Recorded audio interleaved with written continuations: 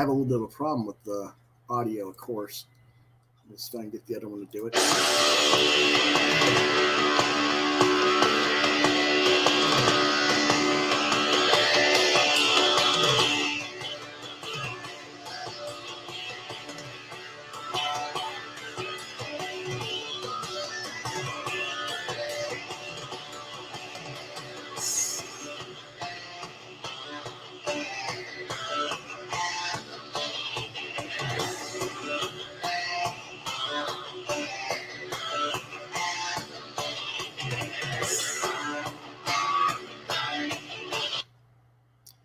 Nope, it's not going to play the music right today, so we're just not going to worry about it. Welcome to Quoth the Raven. This is September 3rd, 2020. This is episode 37, Cat Scratch Reviews. My co-host for this evening is John Figaro Norris.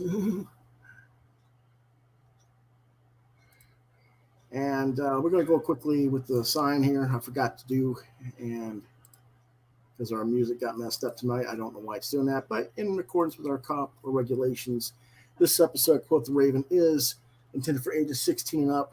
Some of the content we'll feature is kid-friendly. The context of the episode is to address and educate older teens and adults to inform them of said content for them to research as consumers in service of their youth, i.e., parents, grandparents, aunts and uncles, teachers, librarians, etc.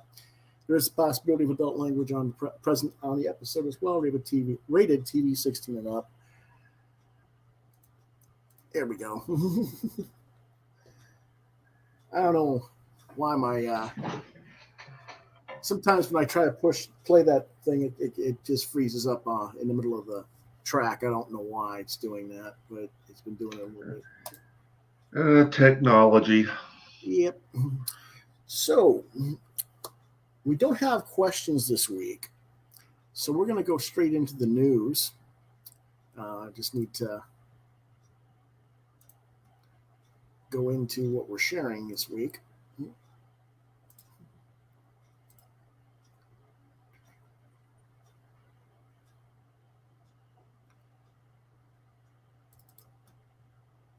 One of our first topics is, when I get this thing shared here and all these silly things closed, DC closes their private retailer forum on Facebook. Apparently, DC has shut down their Facebook platform so that the retailers can't bitch at them about all the stuff that they don't like them doing. I think it's a little bit silly that people are thinking that this is news, but they are. They can't, we'll go through all the stuff that they're talking about. We already know they left Diamond. They canceled a bunch of mid-list comic titles. They canceled the upcoming Batman Day they launched upcoming Batman Day with cutting out any comic book store participation for the first time. And they also closed DC Nation Retailer Facebook group, a private page where retailers could voice concerns to DC Comics, discuss issues amongst themselves, and get answers, such as DC's decision to spoil Batman number 50 in the national press. Recently, there may have been more negative commentary than positive, and so DC closed the forum, stating that retailers can continue to get information from DC Comics retailer press releases, which, okay, we already know that that's not a two-way relationship.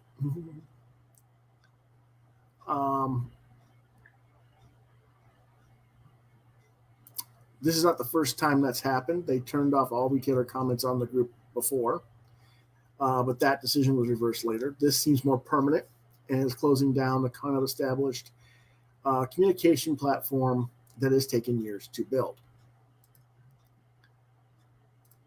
Thoughts? So they have Batman Day, but they're launching a Batman Day every year, and they're going to make it so none of the comic book stores have any of that stuff involved with that in the comic shops. It's just going to be in the bookstores and, more, generalized retail, I guess you could say. Okay. Like I said, they're doing a lot of things that seem to be anti-comics retailer. Yeah. Is what is basically the gist of the article. But specifically about a Facebook group that's private for retailers. I'm told I'm not a member of this group. I don't have access to that page. Did not have access to that page. I was told that most of the time DC didn't respond to what was said by the retailers anyway, openly and directly. They usually just talked about things between themselves. It's basically, yeah, we get to read what everything you're complaining about, but we don't care. Is kind of the impression I got from a number of people in the retail community who were talking about this. And if that's the case, then why worry if it's there or not? If it was legitimately doing something positive for them, I'm not saying it was or wasn't. I just, I'm wondering based on what I've read and seen about it. Mm-hmm. The other thing is they're in the process of transitioning. The people who were probably supposed to be hosting that site or, running that page might not be working for DC anymore. Right. I don't know who the administrators of that page are. I don't know. I know that several of the marketing people, including CBR's former owner, Jonah Weiland, were dismissed from DC when this last group of this last round of people getting fired happened a couple weeks back. So, it seems to me that, this is not necessarily a permanent thing, but it might be, again, kind of like a closure what they had before and rebuild it with other people later on. Or they might just say, have the platform instead of on Facebook, have it through DC's direct servers eventually. I don't know. I'm not, I don't know. It's a weird situation, but that's one thing a lot of people have been talking about this week.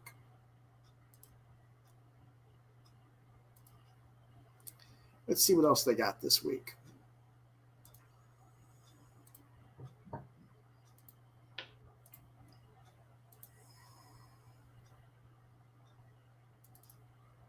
This is another article about DC. This is on ICV2 instead of Bleeding Cool. Bleeding Cool did report this as well, but I prefer ICV2 if I can get them to have an article on it. Daniel Cherry III is named DC's general manager. He was previously a chief marketing officer at Activision Blizzard Esports as senior vice president and general manager. Pardon me, let me rephrase that. DC has named Daniel Cherry III, who was previously chief marketing officer at Activision Blizzard Esports, as their new senior vice president and general manager, according to The Hollywood Reporter. The description of his role in the THR report lists business affairs, editorial, talent services, marketing, sales, brand, and direct to consumer. Cherry and SVP,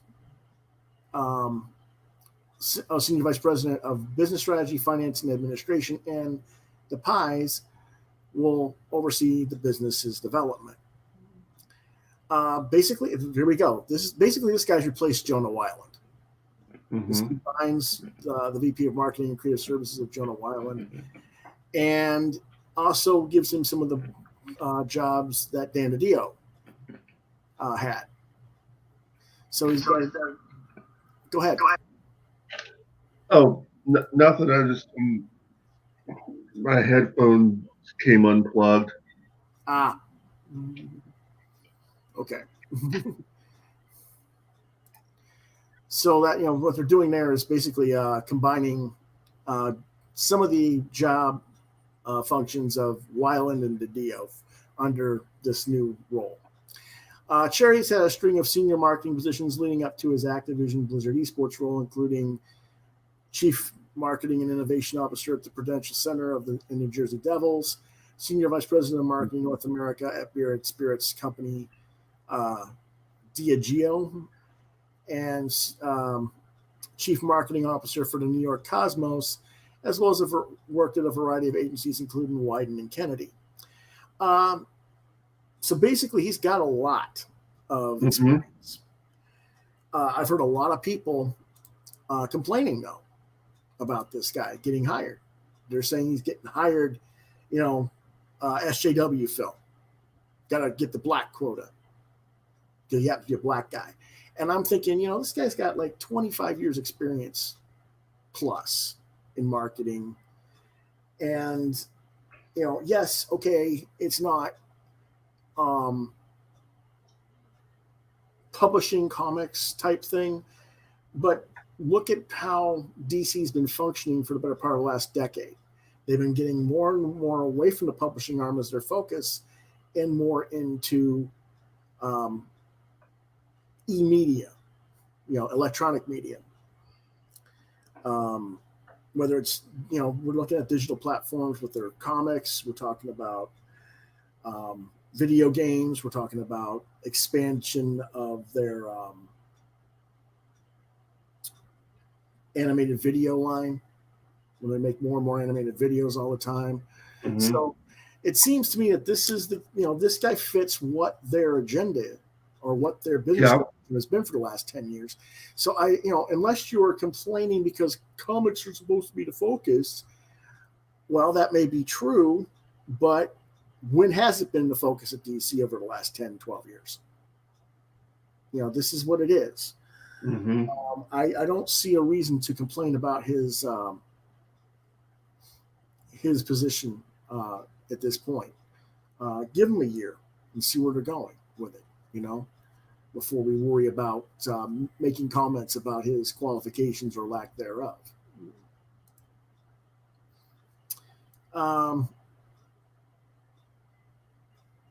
So, we'll see what's going on with this, But, there's more going on with that.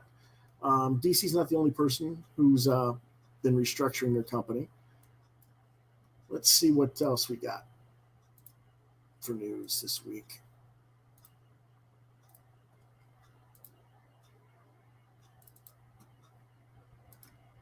And this is also from ICD2. And this is IDW. Now, IDW just hired someone to be the publisher, but it turned out that he had some questionable behaviors in the past. And almost as soon as they hired him, like 2 days later, he was already pulled off the job and let go a week later. Wow.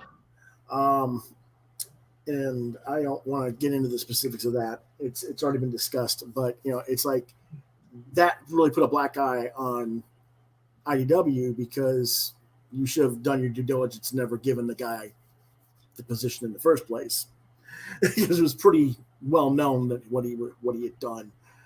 So that's a little bit of a bad thing there. But this guy, they've hired a new publishing exec from Disney, and again, here's another black gentleman. And this is former Disney publishing executive editor.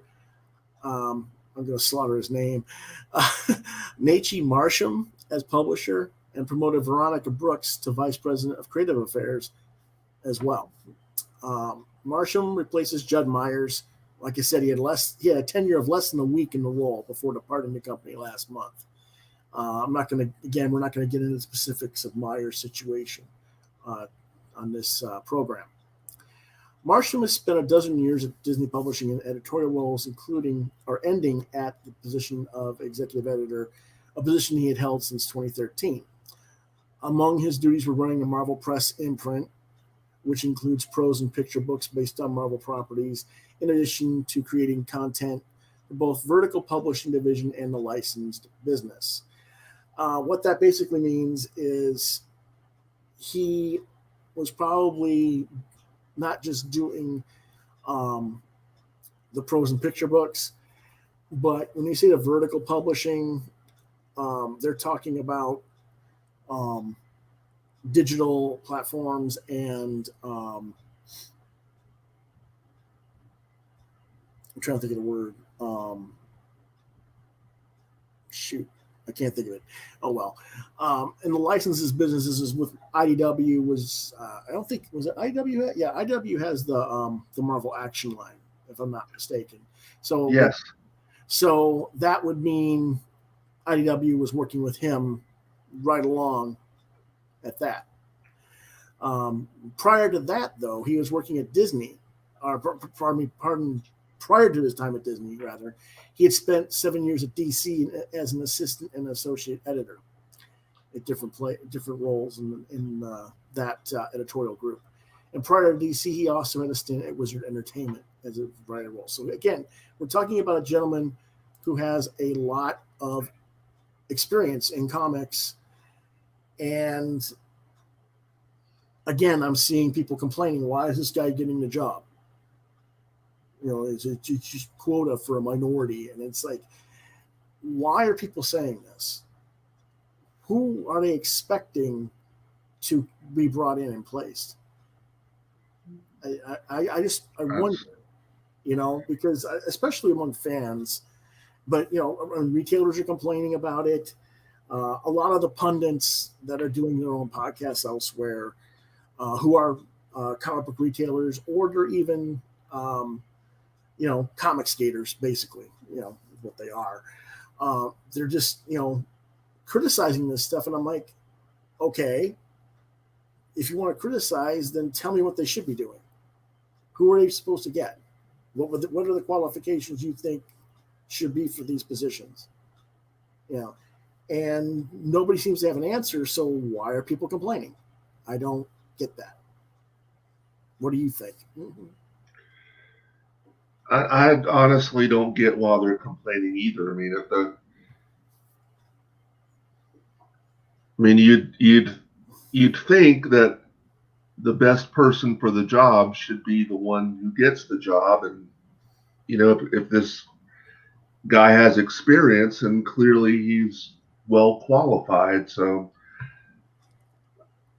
I don't know what goes through some people's heads nowadays. Yeah.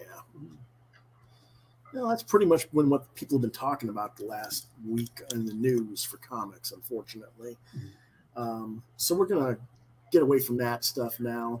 Yes. Other than the fact that, I wish both gentlemen all the best.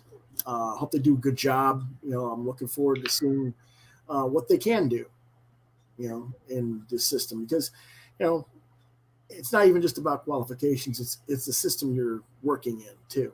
And none of us really know what's going on with these systems. They're in flux, they're in transition, from a multitude of fronts. So let's just, congratulate them and wish them the best, and we'll, go from there. Alrighty, let's see. Well, let's talk about what we did this past weekend. Let's do that. We visited 2 stores this past weekend on a kind of a shopping excursion. I bought quite a little bit more than John did. Yeah. But that's not unexpected. That's actually to be expected, given that John is just barely dipping a toe in the pool again, shall we say. We went to 2 different stores here in the Columbia area. We went to Heroes and Dragons first. They've been around for 30 years. They're under new management, new ownership. And there's different things going on with them, but we wanted to see what was going on. I knew that there were certain books he wanted that I had reviewed in the past that were going to be available at Heroes, so we went there first. And those were, what were those books? Well, I just happen to have them right here. Yes. But which ones were the ones that I knew you wanted? So we got sorry, I'm still getting used to this camera. Some pink lemonade from our good friend Nick Cagnetti. Then I've got Kira, Alien Jungle Girl, from Rich Woodall and Craig Rousseau. Mm-hmm. And who's that from, publisher-wise? Scout? Kira is from Scout. Yeah, it is from Scout Comics. Okay. And then I also got again, when we were just talking about this, Marvel Action Spider-Man, which is from IDW. Mm-hmm. I got DC Young Justice, Batman Brave and the Bold, free comic book day sampler from 2011. I got issue of Allison Dare from Jay Torres and Jay Bone. That's an Image book or Action Lab or Oni Press. Oni Press, okay. Oni Press, yes. Okay. But Action Lab did publish North Stars #1 from Annalisa Jones and Jim and Helg and Shelley. Yeah. And then and actually on that Northlanders book, Jim Shelley and his daughter actually live here in our area. Really? Yeah, that's why I mentioned you get that book. I did not know that.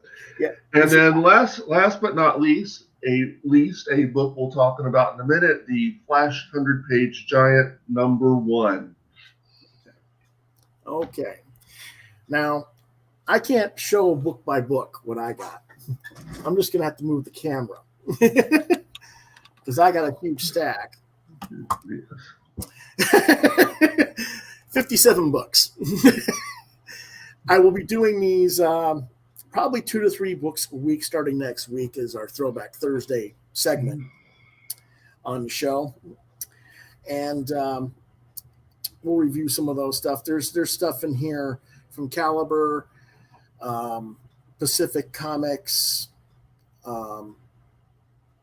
Marvel, DC, Dark Horse, Image, all those regular ones. Mirage Studios, Viz Studios, Pacific Comics, just a whole bunch of stuff in there. I tried to do kind of like what Ed Pisker and Jim Rugg are doing over there on their show, Cartoonist Kayfabe, and get as many variety of the indies as I could over there. I didn't even get to go through all the boxes because it was getting kind of busy. We had like 400 or 500 people looking at the boxes. We really couldn't keep the social distancing going. So I think about what 70% of it looked through on the back in the dollar bins that day. Something like that. Yeah. So, but 57 books over an hour's dig through isn't too bad. So, but yeah, and we will do my Throwback Thursday. I'll have later in the show. I'll have a book that I got out of this pile, and John will be talking about the Flash in just a little bit. But we also went over to Scratch and Spin Records and Pop Culture Store. That's where I look at them. As a pop culture store, not so much a comic shop per se. And did you get other stuff from them, comics wise? Not comics wise, no. All right. I got him something, but he hasn't gotten it yet. He knows what it is, and I'm going to probably review it before I give it to you. Okay. That's sure. Cool. Since it's supposed to be a Christmas present anyway. But yeah, so that'll be up someday down the road. But I don't remember all. Oh, I got another book that we'll be reviewing this later in the show, if I can pick it up here, and that is Jim Rugg. Speaking of him, Street Angel Superhero for a Day. I got this at half cover price. I'm trying to get it. It's a big book, format wise. So, but yeah, we'll review that and look at the artwork on that in a little bit during our reviews. Cool. We've got some other stuff to look at too as well. But speaking of reviews, let's go ahead and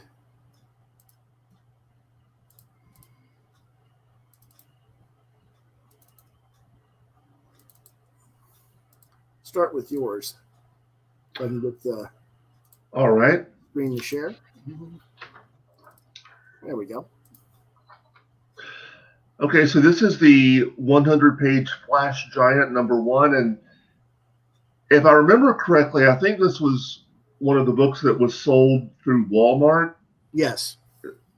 But like I said, I found it in the dollar bin at Heroes and Dragons, so I was happy. The cover price is normally $4.99. Yes. So this is from DC Comics.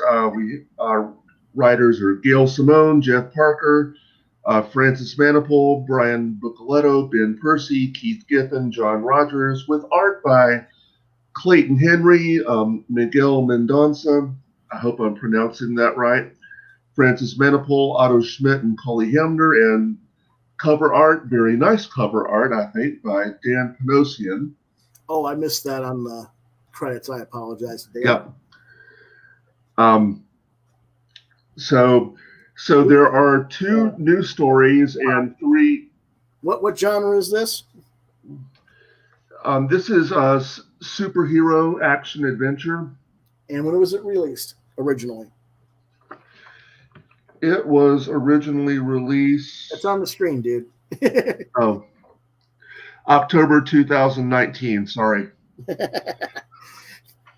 Okay, now you can go. Okay, so what it's about, we have 2 all-new stories. There's Gail Simone and Clayton Henry's All the Teeth Glittering and Sharp, where Barry and Iris take a vacation, but their relaxation is cut short when their cruise ship is attacked by King Shark. Can the fastest man alive save a sinking cruise ship when there's no land in sight or really be fish food? Let's go ahead and show the artwork for that real quick. All right. If I can get the page to go. There we go. Okay, so again, this is artwork by Clayton Henry. And the colorist is Marcelo Maiolo, Maiolo. I hope I'm pronouncing that right. But the title page comes actually before this other page of them dancing. So I kind of messed. I got the images offline, and in terms of the order that I received them, it looked like the second page should, the way I got it is the way it should by story pacing. Because it seemed like, well, they should be dancing, and then the ship gets hit, and then he goes and investigates and finds the hole. But if it comes first, then it was just kind of a weird juxtaposition. Maybe they got it wrong in the comic. But oh well, doesn't matter. No, so you have the opening shot, and then there's the story's told in flashback. So yeah, but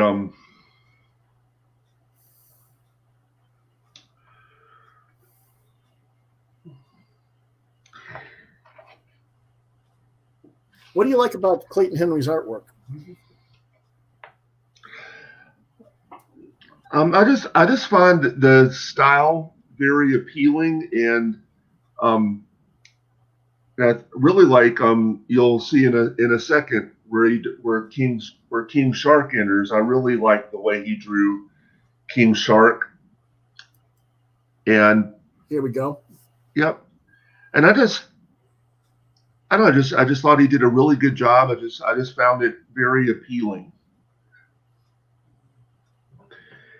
so so King Shark, and I have to say, again, having just come back to dipping my toe in the waters of comics, I've not read much with King Shark in it. So he's, for me, he's kind of a new character, but I really like the way Gail Simone handled him here, because first of all, I think the action's really nice, but it's one of those things where I think if you scroll ahead to the next page, where once you find out why he's attacking, it's like you go, he's got a point there, and you really feel for him. Mm-hmm. And once. So why is he attacking the cruise ship? Because the cruise ship is polluting the water, which of course he considers his home. Right. And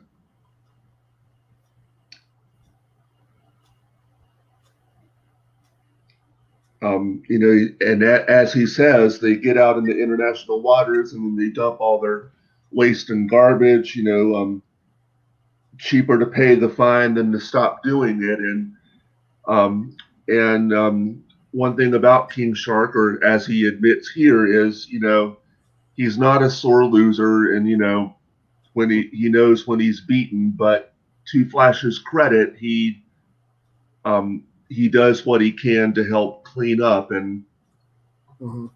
so I like the way King Shark was handled here. Okay. King Shark, do you watch the Flash TV show at all? I have not. I think I need to. Yeah, because King Shark does appear in the Flash TV show, and this is very reflective of the CW version of the Flash, with Iris being black instead of white when she was, before they started doing the TV series. Not that I care about the race of the character. I'm just saying it as a fact of statement.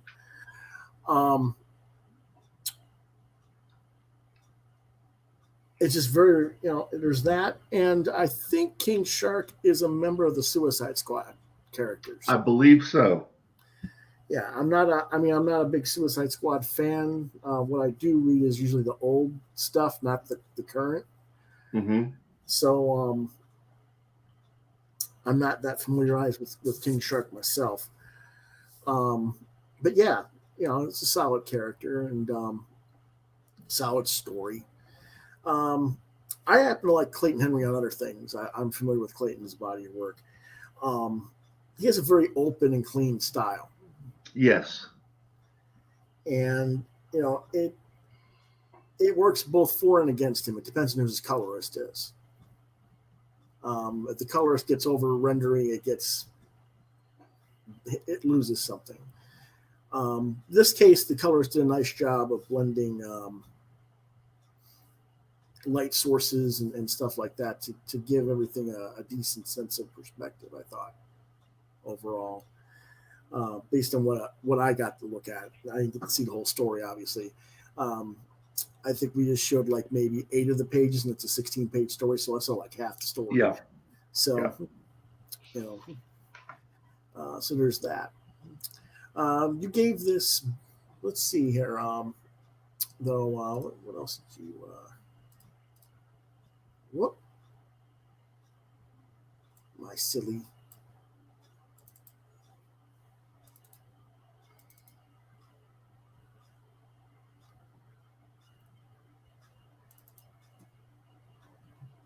All right, let's go back to the rest of the story, or the rest of the book, rather. Okay. So the next story is called Perfect World by Jeff Parker and Miguel Mendonça. Gorilla Grodd takes control of the U.S. Senate and declares war on Canada. Only the Flash is fast enough to stop him, but will he be enthralled by Grodd and his desire to create the perfect world? Go ahead and show some of that artwork because I didn't have a chance to see Okay. it. So again, this is Miguel Mendonça, the artist, and Mike Spicer is the colorist. Here's some shots of the Flash in action with the Speed Force. Okay. And I don't know.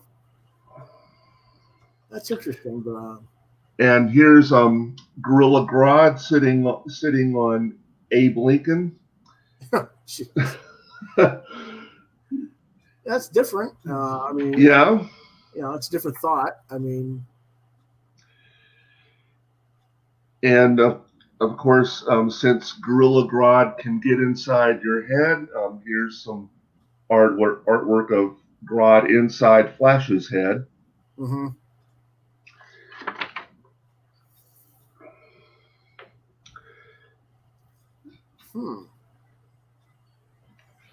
And again, there's a lot of straightforward shots of the Flash I've noticed in this.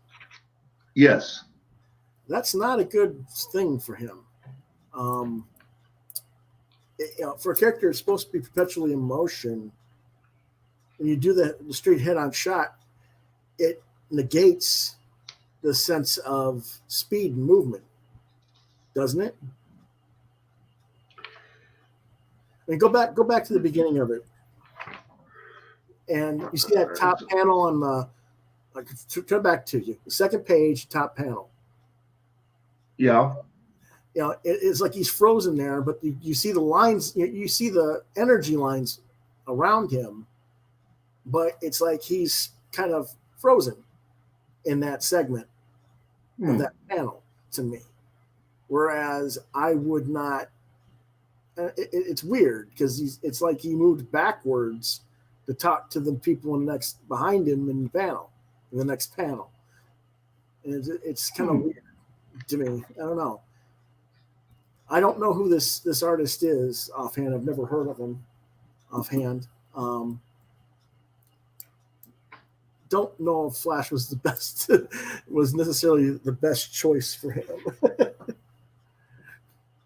That's not bad. I mean, the artwork looks good in terms of the technical prowess of it, but it just seems.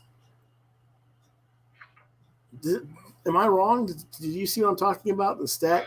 I do now. I hadn't really considered that before, but I do now. Okay. Yeah. I mean, it's not bad art by any means. I just think it's someone who might not have the editor might not have said anything to him to get him in, remind him of these things in this particular character. I don't know who edited this one, but story-wise, though, you liked it. I did, and again, of course, I'm somewhat more familiar with Gorilla Grodd than I was with King Shark, but I thought Grodd was well handled, and he basically makes the point that the world's imperfect, it needs to be fixed, and I'm the one who has the power to do it. Mm-hmm. Well, that's debatable. Or at least he has the power to make people see things his way. Yeah, but that doesn't mean that it's going to make you fix everything. It's just going to make the planet in his best interests. That doesn't necessarily mean it's going to help the rest of the world. See, that's the thing about Grodd and other characters like him, where they say, "Well, I'm trying to make the world a better place," like Magneto. Well, yeah, you are, but whenever you try to make things better for yourself and your own kind, there's consequences. Mm-hmm.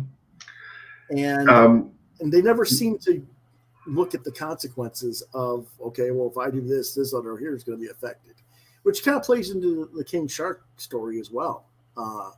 Again, here he is, attacking a cruise ship with a valid reason.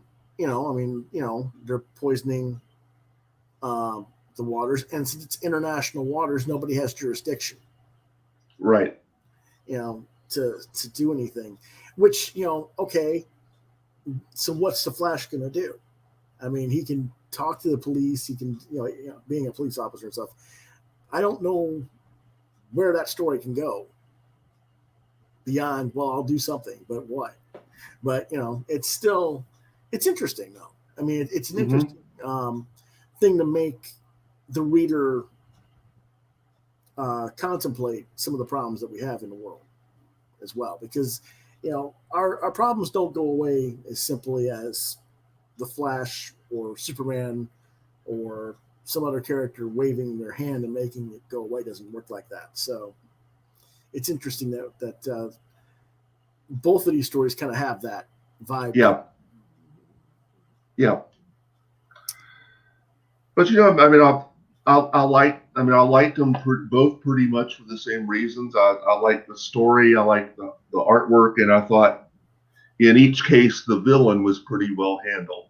Okay. Let's see about you said there's 3 reprint stories in there as well. Yes. The first one is, and so those were the only 2 self-contained stories in this collection. Correct.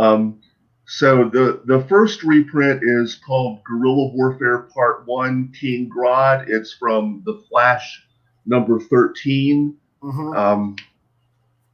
And it has, let's see.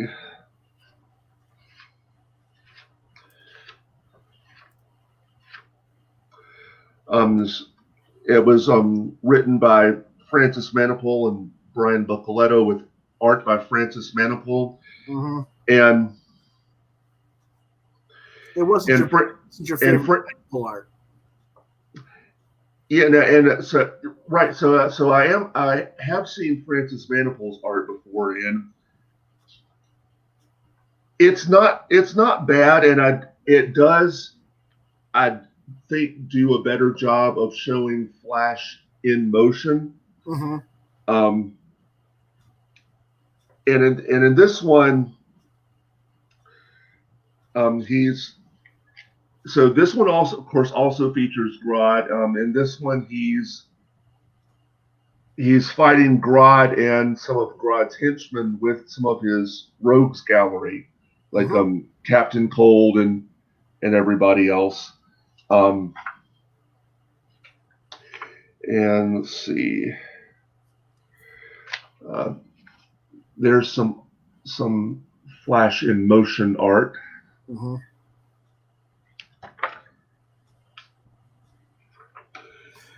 Did Francis himself on this, or did he have an inker?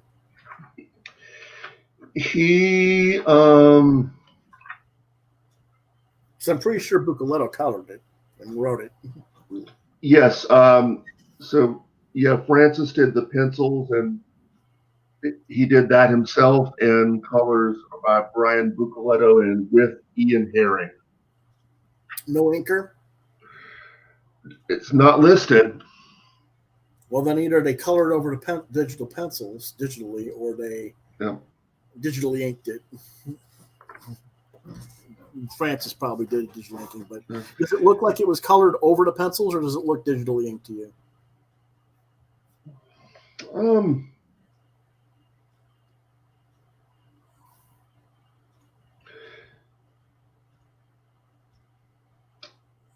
Honestly, I don't know. Okay. That's fair. You're not as educated on that. Right. Stuff. Exactly. So, yeah. I'll see what I can do if I can take a look at that stuff at some other time. We'll talk about it sometime. So that story is a chapter within. It's the first part of a chapter. I don't know how many chapters this particular story has. Mm-hmm. Yeah, I wonder if they continued it on in the rest of the series. We'll have to. I don't know. Yeah, we'll have to look and see what we can do about finding some other 100-page flashes and see what's what there, I guess. But let's see what else they got. There was the Green Arrow Rebirth story, which you thought was a little bit of an odd choice. Yes, I thought it was darker in both in tone and art style than the other 4 stories. Mm-hmm. And this is by hold on. Story by Benjamin Percy, art and color by Otto Schmidt. Mm-hmm. And it's Green Arrow and Black Canary team up to help a young kid find his mother. This is a shot of Green Arrow. Mm-hmm. And Black Canary. Okay. And put that back up. Wow, that is a really weird looking goatee to me. Yep. Okay. But they team up to help this kid find his mother. His mother's been taken to someplace called the Jungle, which is just a homeless area. And they encounter homeless area in the city, or it's, to quote Black Canary, it's a homeless encampment that reaches across several hundred acres of greenbelt. Okay. So I'm not exactly sure where that is. Yeah. But they encountered the underground men. Okay. So they encountered the mole minions. Okay.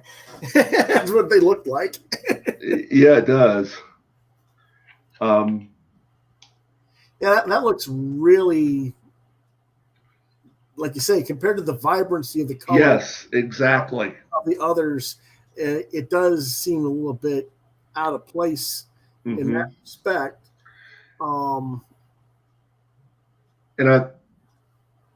It might be, and it's not like, it's not to say that the story and art are bad necessarily, but this is the story out of all of them that I really didn't care for, connected the least to. Well, I think artistically, like you say, it's the palette color is so much darker. Mm-hmm. The art looks like the weakest of the group that I've seen so far. Yes, by a long shot. I still can't get over that close up of Green Arrow's face with that. Whatever that's supposed to be there. That's not a goatee, man. I don't know what that is, but it's like wearing a broom on your face or something. But anyway, yeah. How does it end? So the last story is does that story end, or is it just do they find his mother, or is that like just part 1 and they get to keep going?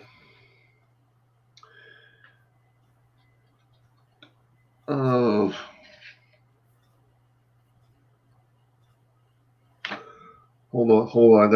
I gotta refresh my memory here. Well, that tells you another thing. It wasn't the most memorable story. Hold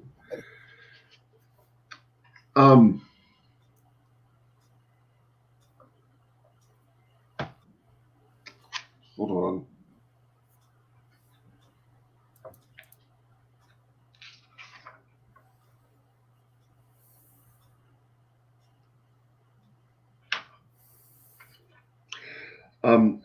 Yes, they do. Okay. But it's not story concluded yet, per se, or is it? Well, all it says on the bottom of the last page, it just says the beginning, and that's it. So, so there is it's probably a complete story, right? For that one, okay. And the last one is the Blue Beetle story. Blue Beetle, and this is one I actually had read this before. I have this in trade. This is Blue Beetle, written by Keith Giffen and John Rogers, with Cully Hamner doing the art. Mm-hmm. And this is the Blue Beetle, aka teenager Jamie Reyes. Jaime. I'm sorry, Jaime Reyes. Jaime Reyes. And this is the origin of how he comes to find the beetle scarab. Okay. And again, I like Cully Hamner's art. Mm-hmm. I really like I think the design of this version of the Blue Beetle is nice, and I just found it enjoyable. Cool. So overall, I would say it is worth getting, especially for the first two stories, the two standalone stories. I think they're really worth checking out. And for those who haven't read the Blue Beetle book. Yes. And this is recommended for ages 13 and up, and you gave it 4 Figaros. Yes. 4 little cats.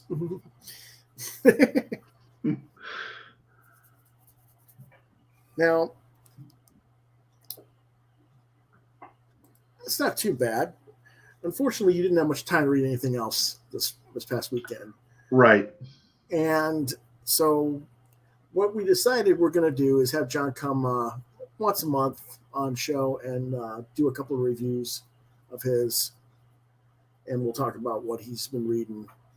So we'll see you again on probably around what? Early October or mid-October? I think we can shoot for early October. Okay. And hopefully, well, I won't say hopefully, it'll depend. I mean, maybe you'll get back to going out and about too, because sooner or later we got to get get life back to normal again. Yes. That would mean you wouldn't be around to do podcast appearances because you'll be busy with your stage work again. But we'll see. We'll see. All righty then. You want to hang out a little bit while I do my reviews, or do you want to? Sure. Okay. Let me see here what we got here. Let's go ahead and do our Thursday throwback book real quick. If I can find, I can show the thing. It's all right.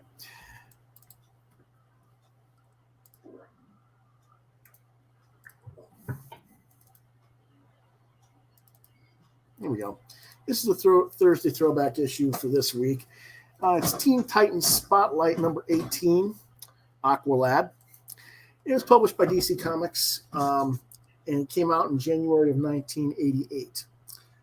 The writers are Dan Mishkin and Gary Cohn. The art is by Art T-Bear, which was a little bit of a surprise for me. I'll explain why in a little bit. The colorist was Adrian Roy. The genre is superhero. And what it's about, this story took place during DC's Millennium event storyline in late 87, early 88. Garth Aqualad is relearning to use his aquatic telepathy abilities after a previous encounter with the villain Mento, who had basically overpowered him and forced him to do things he didn't want to do. Basically, he's put up mental blocks in his mind which prevent him to use his powers because subconsciously he's equating his ordering marine life around to how Mento tried to control him, and now his conscience won't let him do that. So he can't really make things work. They're not it's not working for him. Anyway, it turns out that the Manhunters, which are the robotic creatures that the Guardians of Oa that ran the Green Lantern Corps created, have crashed a ship in the ocean, and they have plans of wiping out humanity anyway. So he and Aquaman are on the scene, only to find they got an army of giant jellyfish and other manpower to defeat. Quite a bit of fun stuff there. And Aquaman gets KO'd by the Manhunters and the giant jellyfish's electro stingers. Garth decides that being shocked by the jellyfish will somehow reboot his powers, which I thought was kind of weird, but okay. And he figures it out that it's not the powers the problem, it's his attitude that needs to change. As long as he doesn't command, but instead request or suggest assistance from the marine life, his thoughts get through and the marine life respond. Which is basically something Aquaman already knew. Treat the ocean life like they're your equals and not lesser beings to be used, and they'll work with you. Yep. But apparently Garth, before this, was just thinking, oh, I'm Atlantean, I control. But now, I guess he's learning the lesson. But anyway, together the marine life, with the marine life, the Garth defeats the Manhunters by himself, and he and Aquaman secure the crashed Manhunter ship. Let's take a quick look at the artwork. Well, first let's look at the cover. This is Art T-Bear. Now, for most of you who know who Art T-Bear is, you probably think of him as an image style artist. You know, the Wild Storm Top Cow look. And this is pretty far away from that. This is more in line with George Perez and Jose Luis Garcia Lopez and Dick Giordano inks and stuff like that. So I was a little bit surprised when I saw this. I also was surprised to see that it was 87 because the first time I remembered seeing Art's work in comics was like 90 or 91 a few years later. And that was, by that time, he was already doing image style. So it's a little bit weird there. Let's take a quick look at his thing here. And that's why I got this book, because of the Art T-Bear. So I ended up doing a little research on Art T-Bear. Found out he inked Dan Jurgens a lot. He also penciled Warlord in the late 80s during the same time period for DC. Then he did Time Masters for DC and switched to a very Mignola-influenced style in 1990. And then when I first discovered his work in 91 or 92 in college, he was into the whole image style, like I said. And that's partly because he was back to inking. I happen to prefer this art style. I wish more artists would go, more modern artists would look back at this stuff and incorporate it into their work. But that's just me. Let's take a quick look at the interior though. Here he's got himself wrapped up by an octopus or a squid, and he's trying to make the squid let him go, and the squid's like, no, I want you for dinner. So Aquaman comes along and says, no, let him go. You don't want him. He'll taste bad anyway. And it leaves, and he's frustrated because he couldn't make it work. Do you see the Perez stylization here, John? Yes, I do. Yeah.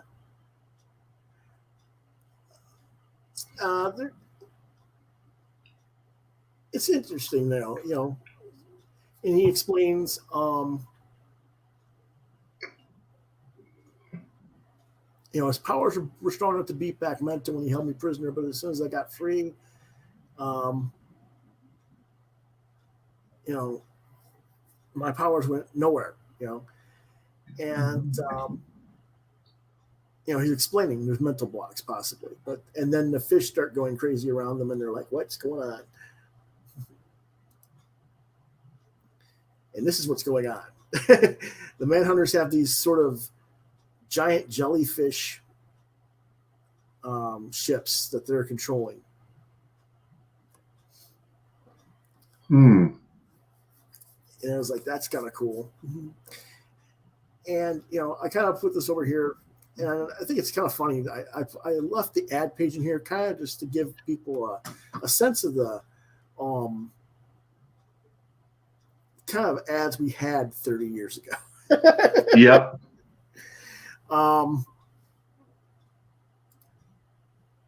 You know, it's very interesting to me because nowadays the comic books, when they do have advertising, it's just more advertising for either more comics that they're selling, or it's video games. Mm-hmm. Cool. And here's something that, you know, this is, you know, model kit, you know, and it's, you know, a nice little cartoony thing. I mean, you know, and it's just like, that's interesting to me that they have this stuff because, you know, this book didn't have a huge sell-through number, you know, but they had advertisers back then too. And that's probably why this book was only 75 cents cover price in 82. But, you know, again, very Perez looking stuff, which I happen to like a lot, and very pleased with that. Overall, I gave it a 4 out of 5. And, you know, it was just very interesting to see someone whose style I was used to seeing one way be completely different. And I started looking up and seeing an evolution of his art style. I was like, okay, you know, like I said, I kind of wish he would go back and examine that and see what he could do with it modern wise, trying to draw that way. But he might, you know, a lot of us, when we shift focus and start going different paths and different art styles, it's not that we lose it. It's that we lose interest in doing that style. So I'd have to find a way to see what he thinks, you know, if I could ever talk to him about that. But that's my throwback episode for this week. We have other reviews, though. Let's see what we got here.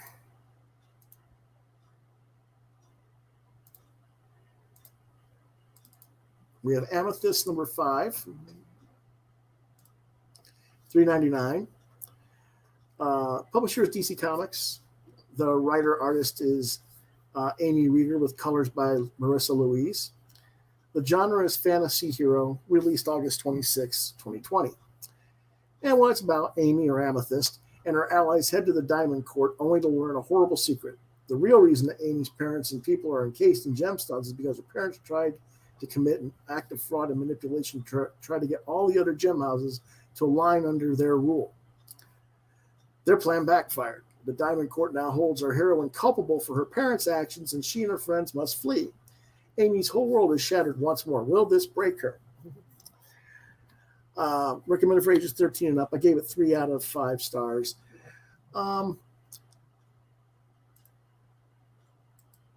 Here's some of the artwork. She wakes up in a sort of a weird tree-like entity. Finally, it lets her out, and it kind of holds her back and stuff. But they're basically figuring out things. Artwork's okay. Storyline, I don't know. I'm kind of, this is issue 5, and I don't know how many issues this is going. I think it might be going 12. I'm losing a little bit of interest in it. I want to just see where she takes it. And I think in a lot of ways, part of the reason I'm not as into it as I could be is because for me, this isn't a comic book story. This is a prose fiction story being done as a comic book. There's a lot of elements that could give a lot more depth to the story if it was written in prose. But because it's in comics, we can't really get into the personalities of the characters and what they're thinking and feeling.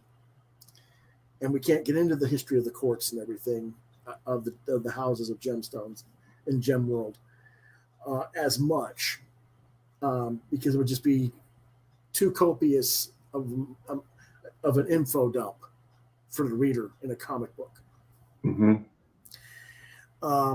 So what Reader's giving us is, it's not bare bones. There's more meat to the story that she's giving us than bare bones plot. But it's like there's just so much more information I'd like to see, and Right. it can't. In the way it's formatted, with doing issue by issue issues, it just isn't. It's not that it can't be done; it's just very difficult to do, and she chose not to, and that's fine. So it's a perfectly valid decision not to do that. But for that, it's kind of making me go, well, this is kind of average comic rather than something that's really entertaining me as much anymore. I'll still read it through, but we'll go. Where else? It's 3 out of 5. Let's go on to the next one. It's getting late for John. Here's one he wants to hear about, though, a 5-star rating. Batman: The Adventures Continue. All right. This is issue number 4 for $3.99. Publisher DC Comics. The writers are Alan Burnett and Paul Dini. The artist is Ty Templeton with colors by Monica Kubina, with a cover by James Herron. The genre is superhero, released this week, yesterday, September 2nd, 2020. Excellent, done in one story. Batman works with Azrael to recover the Shawl of Magdalene, which is... are you familiar with the Shawl of Magdalene, John? No, I'm not. Okay, it's like the shroud that they put over Christ or whatever, and it heals the body. Oh, yes. Okay. All right. Now, in the story, it's Catwoman has stolen this shawl from Mr. Freeze via Penguin as a proxy. In other words, Penguin hired her to steal it. She stole it. She gave it to Penguin, who gave it to Mr. Freeze. And the reason he's giving it to Mr. Freeze is because his wife, Nora, is now past being frozen. She's dead. And he's trying to use the shawl to bring her back. All the characters, heroes, villains, everybody, are superbly written, and the story idea of why Freeze wants the shawl and the dynamic between Batman and Azrael in the book are very well thought out. Probably one of the better books this week, if not the best book of the week. Enjoyed this issue thoroughly, and I wish that the regular comics were this good. This is the kind of stuff that Batman should be. Ages 13 and up. Let's take a quick look at the interior art. Again, this is the Batman animated adventure style stuff. This is where Azrael's already been frozen in an ice shot from Mr. Freeze, and Batman wrecks the table and dumps Nora off the table, the body of Nora, and with the shawl, and he tries to basically distract Freeze. And as you can see, he kind of threw 2 different batarangs. One at the ice statue of Azrael, and one behind Mr. Freeze, and it comes back and breaks his environmental suit, and he has to shoot him with the gun so that Mr. Freeze doesn't die. And he breaks him out of the containment. That's something you're possibly looking for? Possibly, yes. Yeah. Unfortunately, I don't know. You might have to wait for the trade if they make it in a trade. I think you can get it online because they did it originally as digital comics first. So I think you could probably find them online relatively easy, like 99 cents a download or something. But that's probably one of our top picks of the week. Our next book is Canto 2, The Hollow Men, number 1, $3.99. The publisher is IDW Publishing, written by David M. Booher. Artist Drew Zucker, with colorist Vittorio Astone. Genres Fantasy, released August 26, 2020. This is basically a setup issue that sort of rehashes what happened in the first Kanto series, which I have reviewed in the past.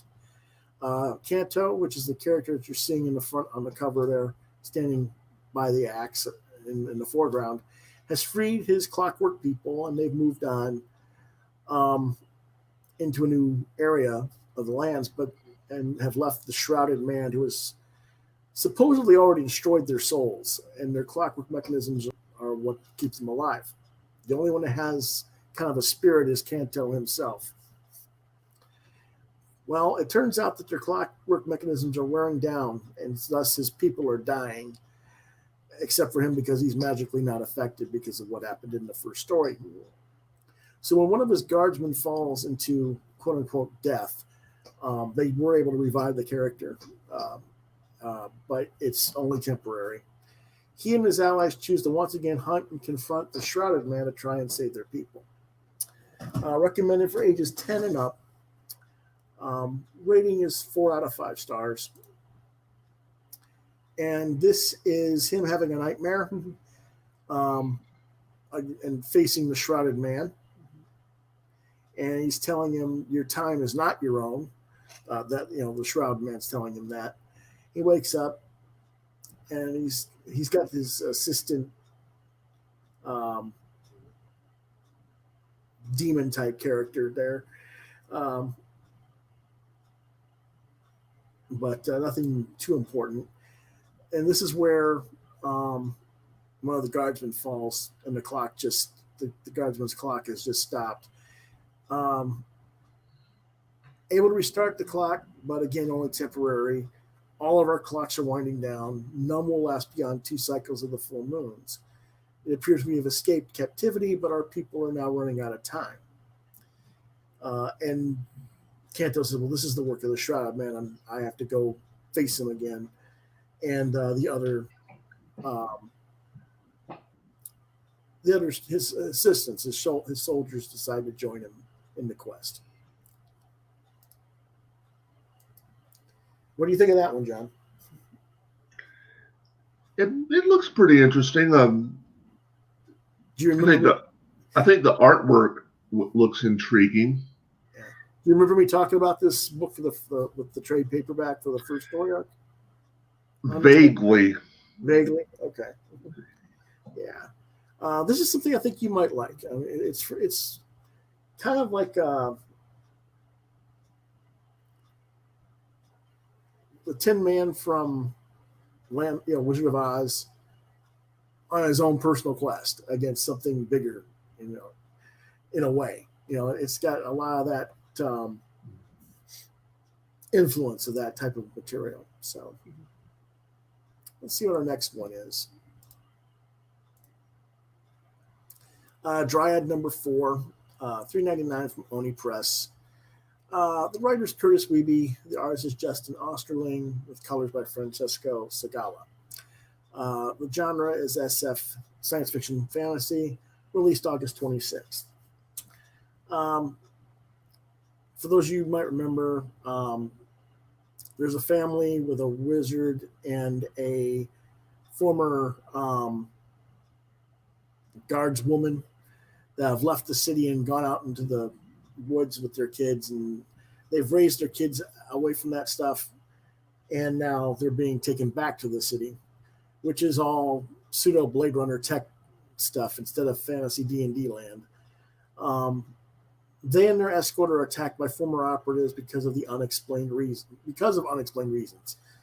Something to do with the parents' past, whether it's because of why they left or whatever. To me, get on with the damn story. We're 4 issues in, and we still don't know why the parents left, why they're seemingly wanted dead now. The kids who are basically asking what the hell's going on is exactly what the audience is probably asking too. I gave it 2.5 stars. It's not even an average comic. It's below average. I'm not even going to bother with the art. Just go on to the next one. Well, the art's okay, but I just, after 4 issues of get to the point, burned out on it. Engine Ward number 2, $3.99. The publisher's Vault Comics. The writer is George Mann, and the artist is Joe Eisman, with colors by Michael Garland. Astain Al-Hau, that you see on the cover after Garland, is the letterer. It's science fiction. It was released August 26th of 2020. The town goes to pay the respects to Jarvix, who was the person who was killed in the excursion last issue. There's conflict between various characters at the event over whose blame it is that Jarvix died. Then the Celestials, who are these sort of fake gods that are overseeing these humans, they appear and basically feed the citizens a load of bullshit about the drought that they're suffering through, because they're the ones causing and killing the citizens with it. Joss, who's the lead female of the story, is unimpressed by the Celestial representative's appearance. She heads back to her lab and discovers that the robotic head found last issue has been rebooted partially, and what it tells Joss could change everything, which is basically that there's other people, other stuff going on that they need to find. It's recommended for ages 16 up. I gave it 4 out of 5 stars. Let's see. I don't know if I have artwork with this or not. I don't. Okay, the reason I didn't was because I didn't have time. It's not bad art. The story's okay. There's nothing wrong for, it's only the second issue. There's still time to develop the story and get somewhere. Mm-hmm. It's not slow. We know it's going somewhere. We know that she's discovered that there's going to be a reveal here that's going to make the gods or the Celestials out to be frauds, potentially. And are they going to try and stop her or kill her or whatever? We can see where this is going. Whereas with Dryad, it's like I've gone twice as many pages, and it's like, where are you going with this? That's why I get the difference between a 4 and a 2.5 star. Our next book is Ginseng Roots.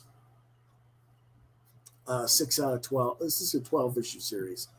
It's $6, which is a little bit pricey for some people. If you are used to Craig Thompson and what he does, then it's fine. But if you're not, I can understand why you might want to pass on this. The publisher is Uncivilized Books, which is Thompson's own company. He's writer-artist. There's a backup feature by Phil Thompson, who's his brother.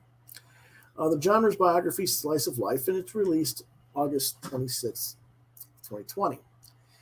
This particular issue, he's talking about the various seasons of ginseng farming up in Wisconsin, as well as how the time changes in school for him and his siblings. He discusses how the school curriculum changes as they get older, and that some of this curriculum conflicts with their Christian upbringing, which is something I'm glad you stuck around for, because I want to talk to you about that in a minute. And so they switch over to homeschooling, and that affects both him and his younger brother and sister. It's quite interesting and quite reflective of how people in the upper Midwest live.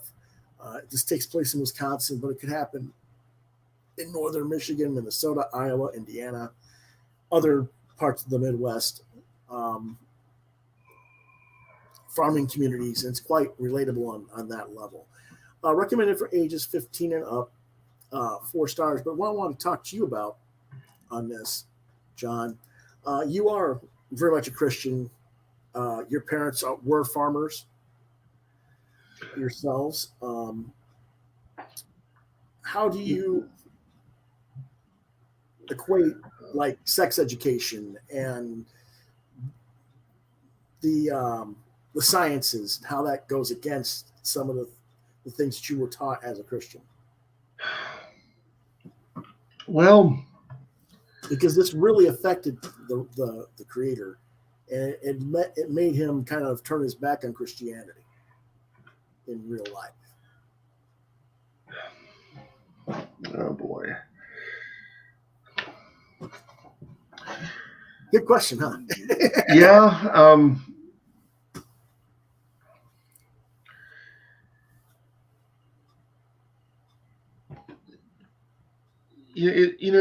like, I mean, with sex education, I mean, yeah, we learned about it in school, Mhm.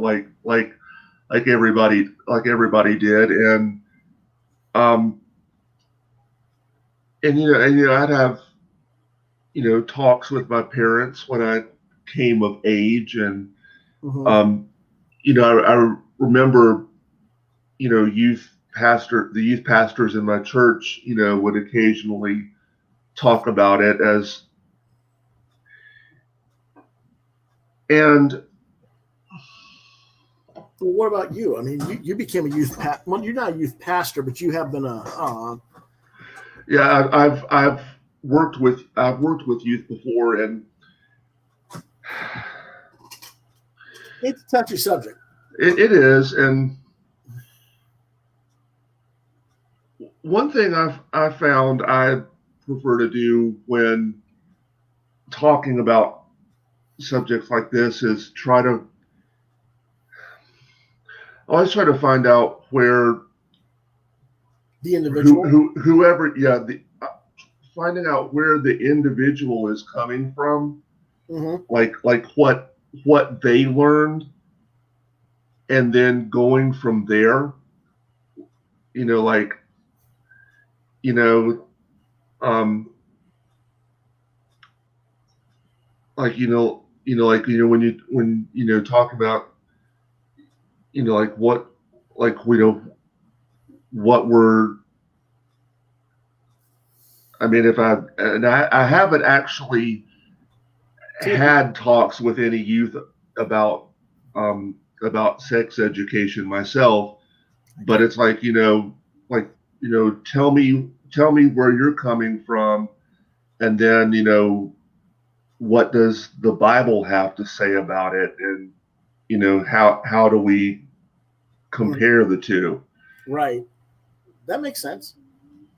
Whereas I think a lot of the in this case, his parents are very uncomfortable with sex education and other um, science-based stuff. That I'm trying to think of the word. I can't think. Evolutionary Mm-hmm.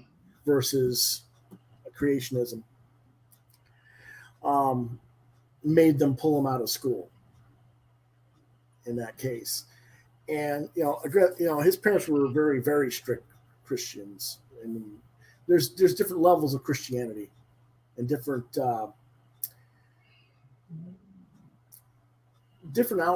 aspect, different. I'm trying to think of it. Not definitions, but just different perspectives, I guess. Mm-hmm. You know, um, because it's not But I do think it's important is a Baptist to. Christian, right? I'm sorry. I don't know, but a Baptist and a Lutheran and Methodists they're all Christian, right? Yes. But they all have different outlooks on what things mean and how they go about their um, path with the Lord. That's where I want to put it. Mm-hmm. So I think it's very interesting there. Some like I say, but you know, so that might be interesting for you to read about if you get into that. If you can find it, it's not easy to find. Mm-hmm. It's a very small print run, but I don't know if I got any art with this one or not. Let's see. No, I don't. So okay, let's go ahead and go on to the next one, which is Legends of the Dark Knight, Michael Golden hardcover. Just give me a second.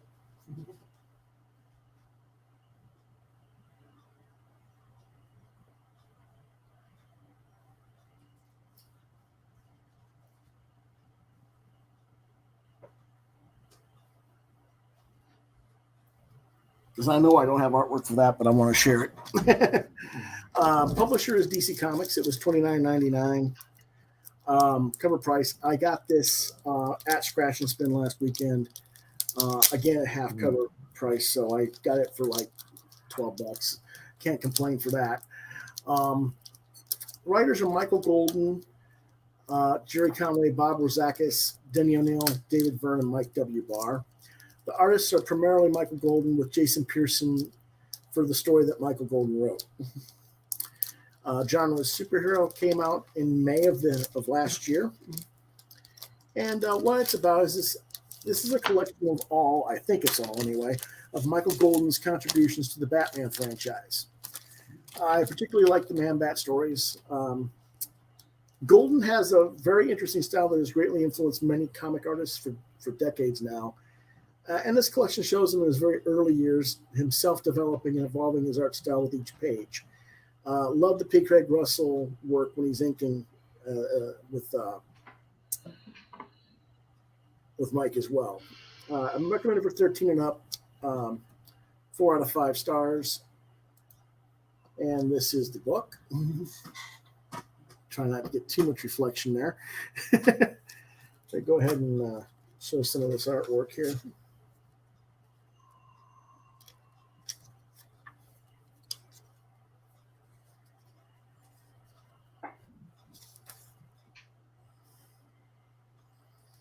I'm going to get a good page here.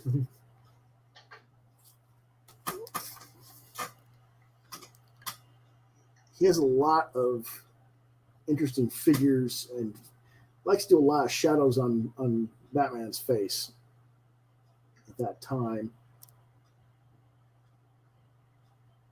Different light sources that make it look different. Most of the time back then, you would see just like the black mask over the face in the front.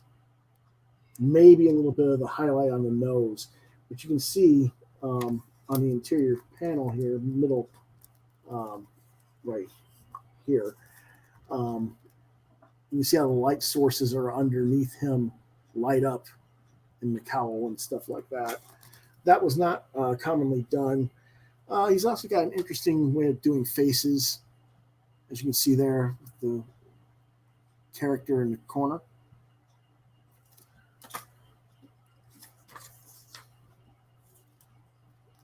Some more of the characters.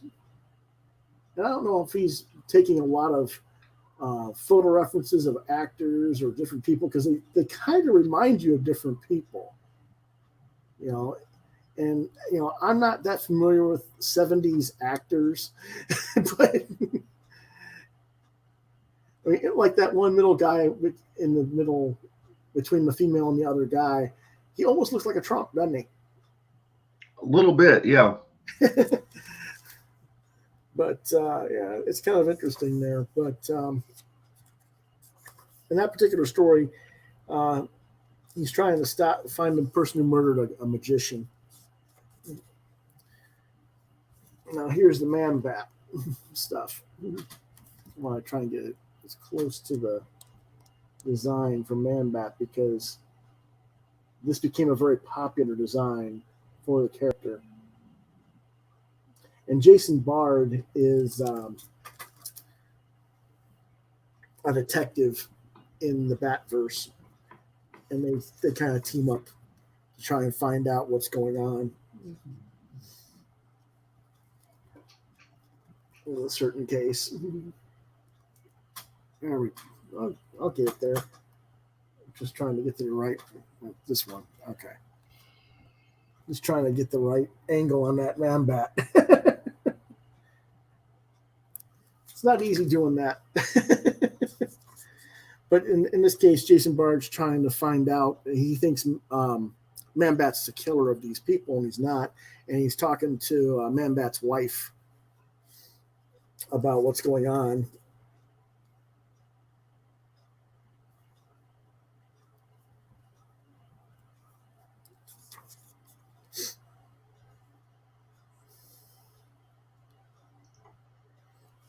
And the story continues. Then they find that there's a different killer who wants to kill everybody from a long distance. And his wife is actually a target for death. So they have to find a way to save her.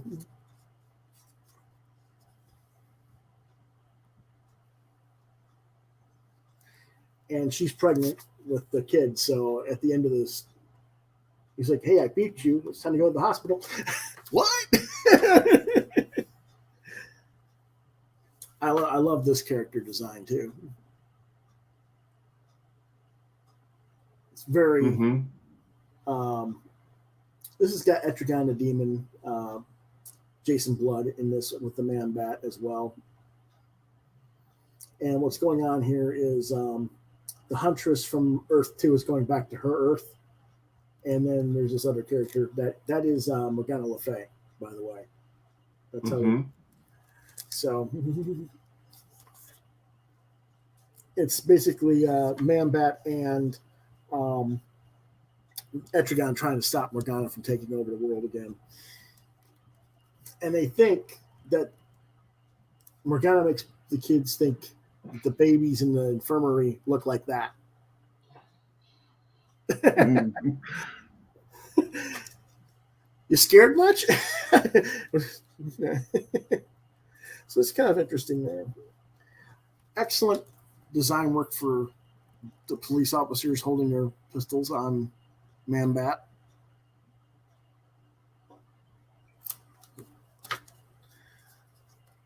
And there's other stuff in here too, but basically that's this kind of thing. I was really interested in that because I was a Michael Golden fan back when I started reading Batman in the early 70s.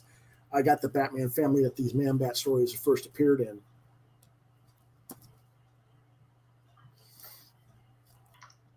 So it's kind of cool that way. I want to see if I can find the story he wrote here that was done by Jason Pearson. Oh, there's another story in here that's pretty cool. Batman faces the exact opposite in this story. Instead of the guy being a hero, he's an assassin. And it's because nobody took him in when his parents were killed. Mm.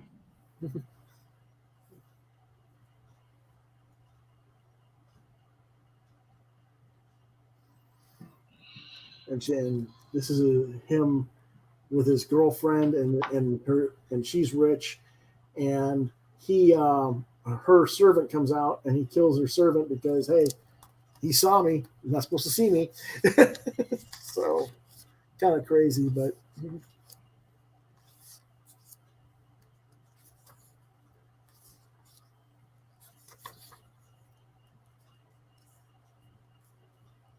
he kidnaps Leslie Tompkins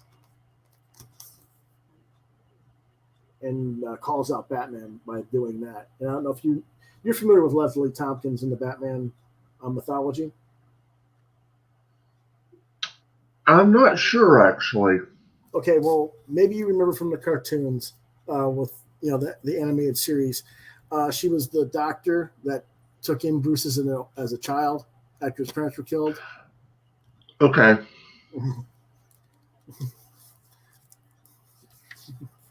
So that's what this is kind of about, and the confrontation between the two of them over that. And he's trying to rescue her, and I'm not going to say what happens in the end, but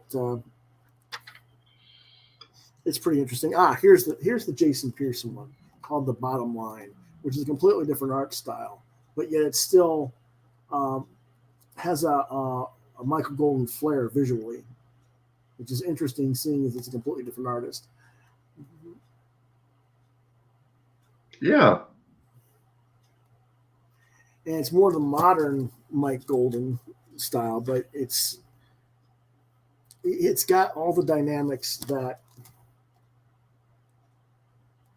Golden would put in himself.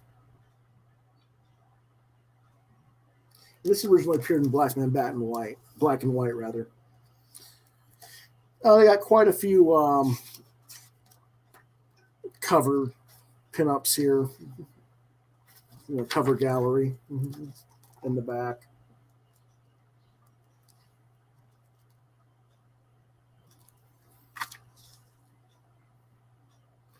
But that's fine. I'm not that big of a deal on the covers, but it's interesting to look at in the designs that he's come up with for different issues. Mm-hmm. So, like I said, I got it for half the cover price. So I'm not, even if I got it at full price, that would have been valuable, worth the price. But When you get it for half the price, you're like, yeah, this is a find. Yeah. So there was that one.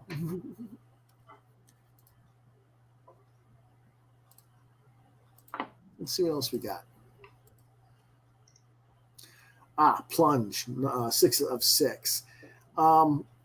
This is the final issue of the series. $3.99. Publisher is DC Hill House imprint. Writer is Joe Hill. Artist is Stuart Immonen. Colorist is Dave Stewart. Genre is science fiction horror, released August 26.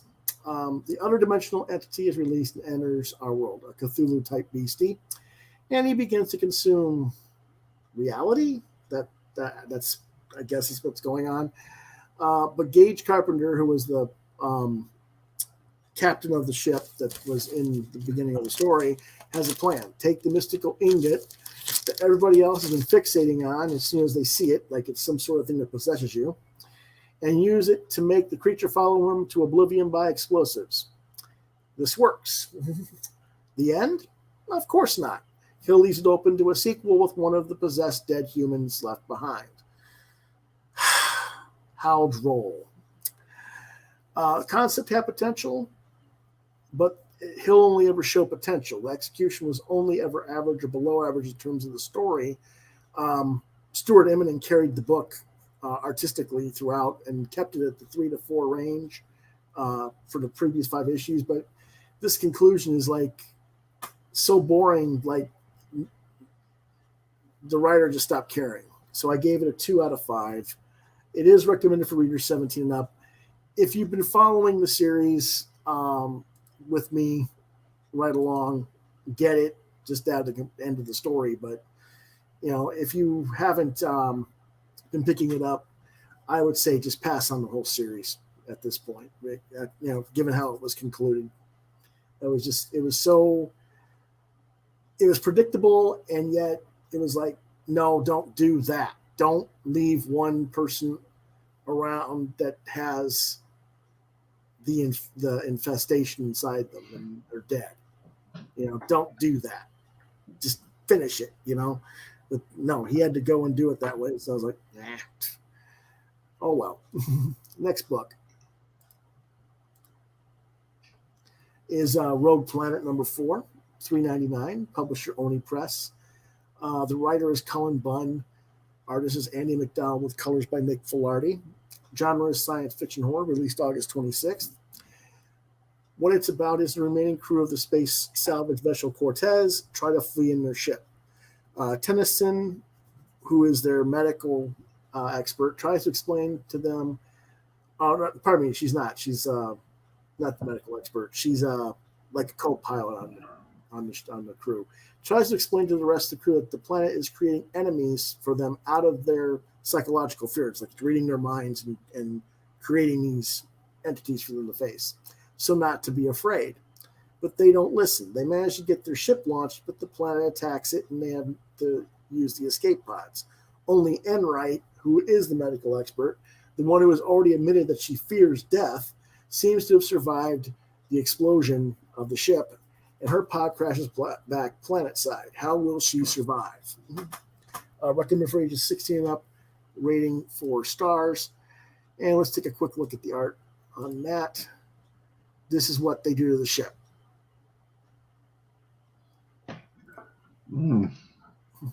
Just, a bunch of whatever, just, exploding out. And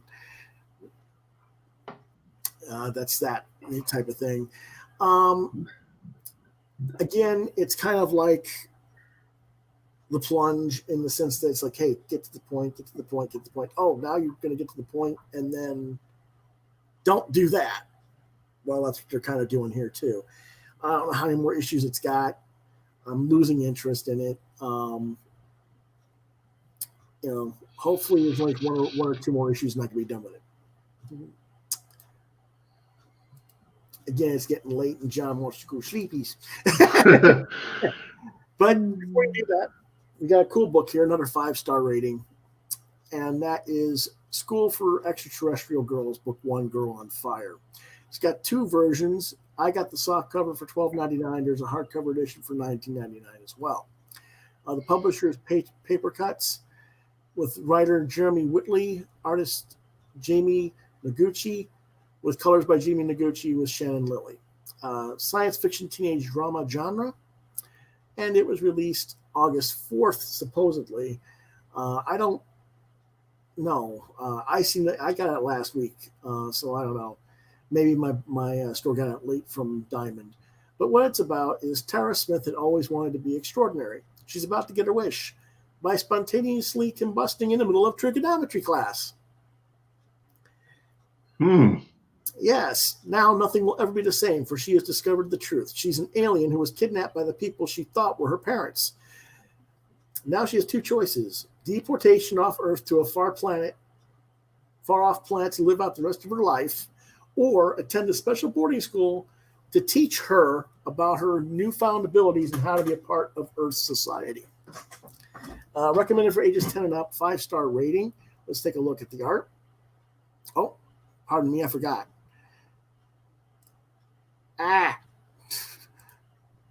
Sorry about that. We'll go back here. There. What I have to do is do it this way. Here's the book. It's bound a certain way. I couldn't scan it. But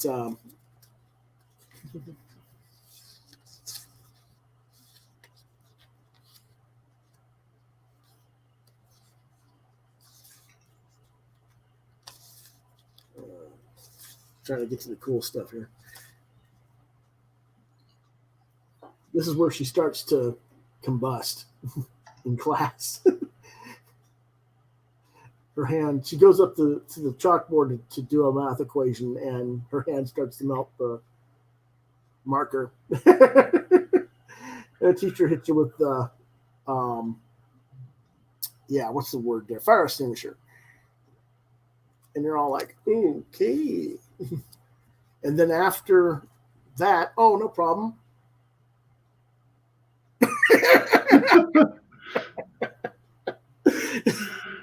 So she flees the classroom, and she's in the girl's shower room getting hosed down, trying to not burst into flame.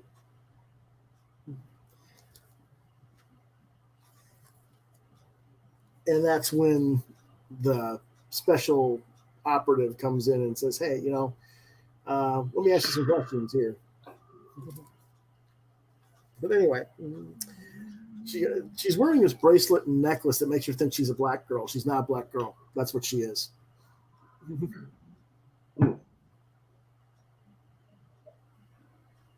So she kind of freaks out, and then he tells her what the situation is, and they take her to the classes, and she starts meeting people. And there's some pretty good stories. It's an all-girls classroom in this particular book. And it's got the kind of interesting Harry Potter Galaxy High. You remember Galaxy High cartoon in the 80s, early 90s? Somewhat. I didn't watch it much. Yeah. But, one of her roommates is kind of like a fairy person, and one of her other roommates is, well, really weird. Let me see if I can find it. That's what her other roommate looks like when she's not in her human form. So, and they have to learn how to, cope with each other's histories and appearances and everything like that. So it's a pretty cool book. I enjoyed it thoroughly. Very much recommend getting this book. It's right there for, if you were doing your comments in the classroom, this would be perfect for it. Cool. Our next book is Strange Adventures number 5 of 12. Publisher is DC Black Label, their mature readers line. $4.99. Writer is Tom King. Artist is Mitch Gerards and Evan Doc Shaner. Genre is superhero science fiction mystery, released September 2nd. What it's about, Alana Strange, who's the person on the cover there, the female, continues to manipulate the narrative and the situation as a picked drone scout ship, which is the aliens that supposedly attacked Rand. I'm thinking a singular ship, really, is discovered and taken down by Batman on Earth. And the president of the U.S. decides ready Earth for an invasion from the Pict, putting Adam and Alana in charge of the defense forces, even though the Justice League says it's not necessary. King goes to great lengths to make us loathe Alana. In fact, I'm beginning to think he's a major conservative who hates Hillary Clinton because Alana is being represented in so parallel to Hillary Clinton, it's ridiculous. They also showed a throwback to Rand, where Alana and Adam conceived their daughter in this issue, and it's total filler to me. Ages 17 and up for reading. This is 5 of 12. Honestly, this story probably could have been done in 6 issues. It's just dragging on. 2.5 out of 5 stars. Here's some of the artwork. The artwork's nice. This is by Evan Doc Shaner, except for the last panel on the right, which is by Gerard's. And they're on Rand, and they're trying to get people of the different races to band together and work against the Pict. And now this is later on Earth, where basically the Booster Gold is called Adam and said, why can't the Justice League, Superman, Batman told me we can't have anybody to talk to you anymore. How come I can't talk to you? Which is, typical Booster Gold, but whatever. This again is more Evan Doc Shaner artwork back in the caves area where they were held hostage for about a month. And this is where they supposedly that's where they conceive their daughter, is while they're in captivity. This is a cut to Earth, where they just had the conversation and with the president. This is Alana, and this is art by Mitch Gerards. It's okay, nothing wrong with it. I really actually do like the design on the left with the skirt and the heels and the open back dress. But it's interesting design. I do wish I could figure out where the heck they're supposed to be. Some of the art in the background lost the. It's supposed to be in Washington D.C., looking out against the Washington Monument, I think, but hard to tell. I think that's what it is based on what I see in the first panel of the second page. But this is what kind of got me pissed off a little bit. They have a part in the story where they're out in the Senate or the UN or whatever, and Martian Manhunter's already told them that we don't need to have a panic. Justice League have it under control. And the chairman says, okay, well, I appreciate hearing that. It's heartening to hear. These are troubling times. Thank you for letting us know. And Alana says, bullshit. And she goes, I said bullshit. Well, first off, if this was going on in real life at one of those events, they would just cut her off. That's not how that would even be. Nobody swears on the floor like that, So that took me out of the story. And for someone like Tom King, who's an ex-CIA operative and worked with the government and this, that, he knows that. So he knows better. So it's a little bit that, and it just took her right out of character, because it's just not the Alana Strange that I've come to know. Now you see, I kind of put this back cover, which is the same image of her looking out over the terrace in her dress. The reason I put that there is because she says in the story, superheroes are just needy celebrities in capes. And I think that kind of reflects,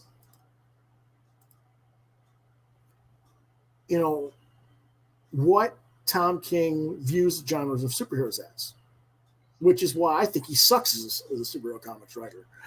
Personally, I do not like Tom King that much as a writer. I was interested in this character, and I just, I like Adam Strange, but, again, here we are. It's 12 issues. It probably should have been done in 6. There's a lot of meaningless political pandering and drivel in this series, and it's just become asinine. It's not what I want out of Adam Strange series. We've seen enough pseudo-political drama from the Rand Thanagar War storylines from the past, and that was stupid too. Not only in terms of the political nonsense, but the basic science of the story was completely wrong, but I digress there. I just, like I said, King should know better than this. He worked in political circles in the CIA and other things. So he doesn't need to write conspiracy hero stuff that don't really feature into that kind of a background. He said Mr. Terrific reviewing Adam Strange's story and trying to get everything confirmed. Why not the question? The question's a conspiracy, not Mr. Terrific. That was kind of like, weird. It's just a weak plot. Like I said, Batman comes across one pick drone.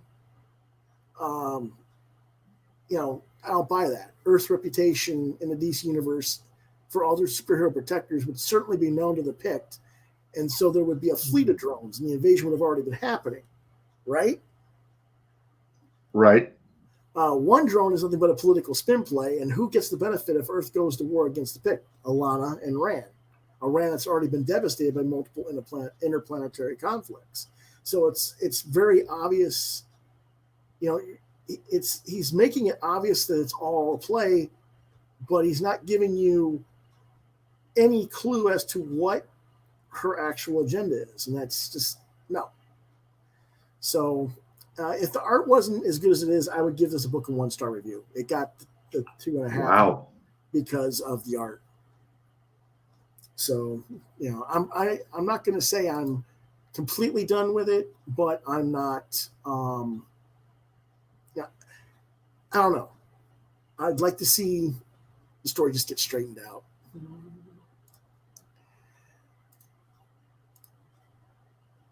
Wow. Okay, next one is Street Angel, Superhero for a Day. One-shot book, publisher Image Comics, 1999. Writers Jim Rugg with artist Brian Maruca.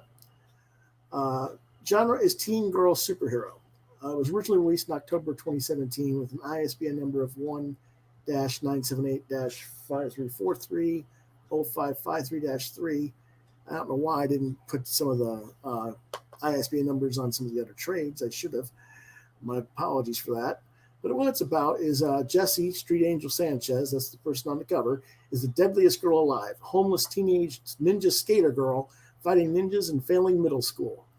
She knows the pressures of being the girl who's always saving the day. But when she and her friends discover a dying alien while searching for food out in the streets and are given a powerful artifact, Jessie's friend Emma becomes a superhero. Jessie is unimpressed and just wants to find something to eat. She ends up leaving her friends to hunt for food on her own. And what happens next? Well, with friends like these, who needs ninjas and supervillains to fight? Recommended for ages 13 and up, 4 out of 5 stars. And we did mention this before, but here's the book. It's a thin book, but it's a hardcover, oversized edition. And I couldn't really break it up for scanning. Just open the interior covers, and he's got Marvel Universe-esque type bios on all the characters. That's kind of cool. Oh, that is cool. They're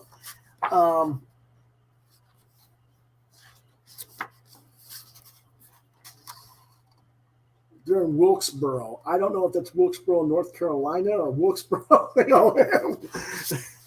what, but it's kind of interesting. There she is sleeping on the street. Little hero for food. I kind of find it weird that she's just allowed to sleep on her skateboard out in the street. I would think Child Protective Services or something else would be around, It would be kind of interesting to see her. Well, yeah, I'm a ninja. I hide from them, but But anyway, she's with her friends there, and her you can hear her tummy rumbling and stuff like that. And you're like, well, we'll go find you some food.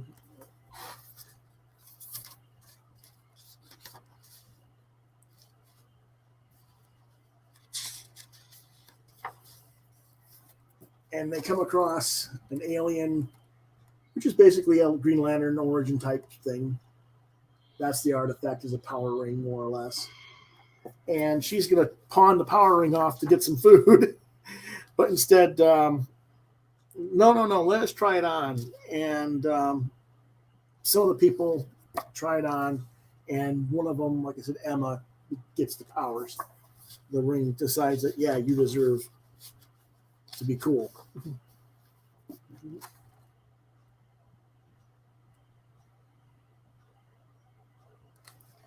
Now, I'm not. So Jesse gets a little bit, Jesse gets a little bit jealous, and she leaves. And you saw the one in the giant green parka pulls out a candy bar and starts eating a candy bar. That's what I mean with friends like that. Who needs enemies to fight? And then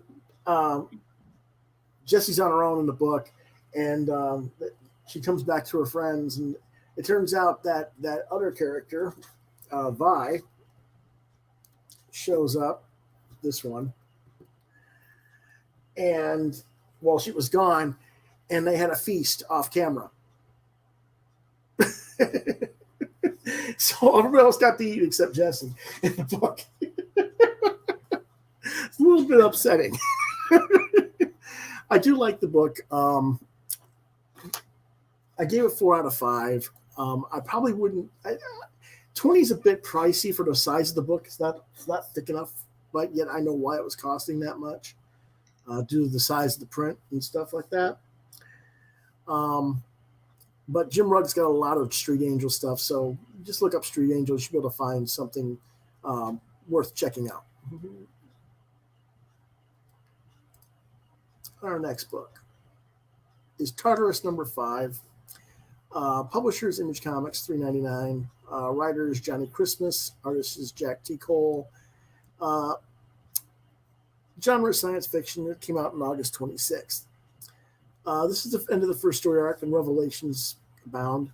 The technological invisibility cloak that hides the planet Baxter is disabled, and different factions struggle for control of Tartarus, and an interplanetary war is about to be unleashed.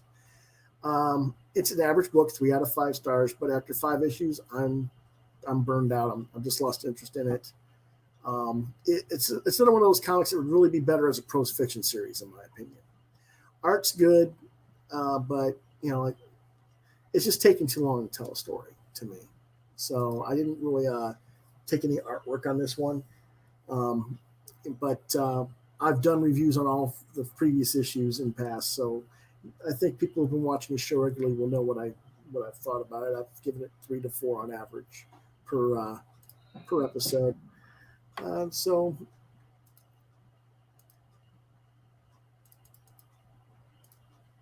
And that's all our reviews for this week.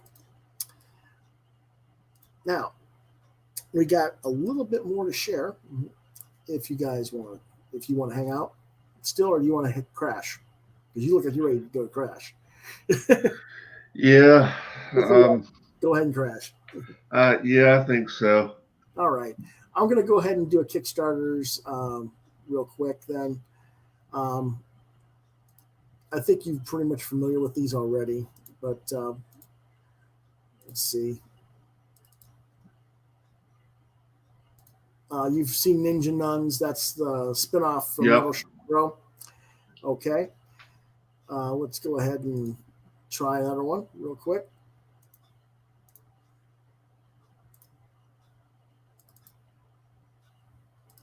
I know I've reviewed that. I've mentioned this before as well.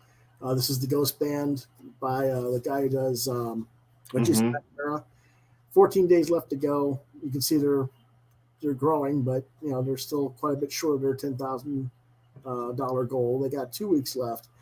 Human race is about to be wiped out in 24 hours, so let's start a rock band. I'm probably going to get this one. I'm going to get Ninja Nuns probably as well. I think Ninja Nuns has 5 days left, but they're past their $3,000 goal, so you'll get whatever you order on that one.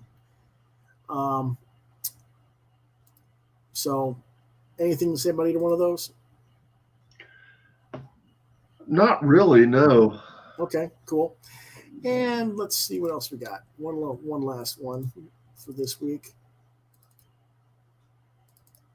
This one I don't think you're familiar with. It's called Jason Brubaker's Phobos. No, I'm not familiar with it. Okay.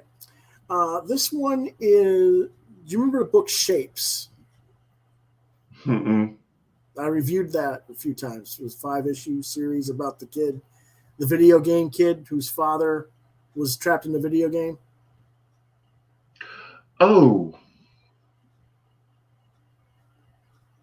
Okay. Yeah. This is the same creator, Jason Brubaker. And this is, kind of it's a lighthearted comedy. If you like Monsters or the Addams Family, then you'll probably be interested in this. But let's take a quick look at the video.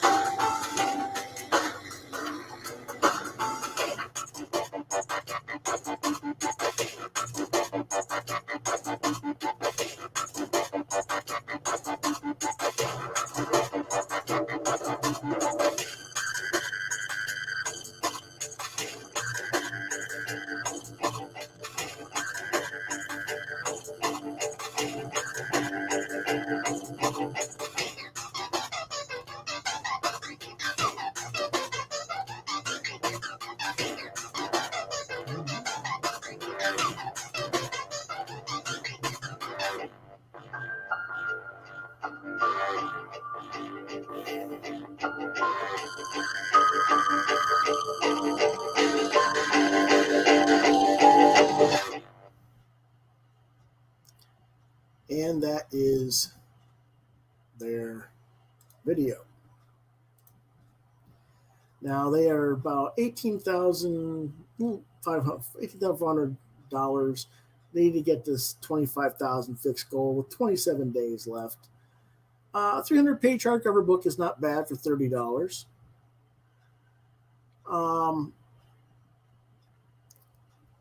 He wrote it originally over 25 years ago, and he's rewritten and redrawn it several times. And this is supposed to be the final version. 304 pages. It looks interesting to me. It's like a teenage sidekick girl trying to figure out how to deal with a Frankenstein monster and a mad scientist. Yeah. It looks interesting to me. So I might get that with some more interior art. I guess that's supposed to be a miniature vampire or something in the suitcase.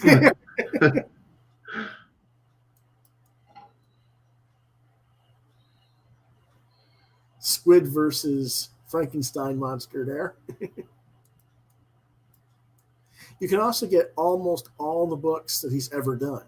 You can get his 96 art book, his 2 issues of Remind, which was a very popular series back when it came out, the Shapes collection for $25 signed, the original Phobos for $20, which is shorter version.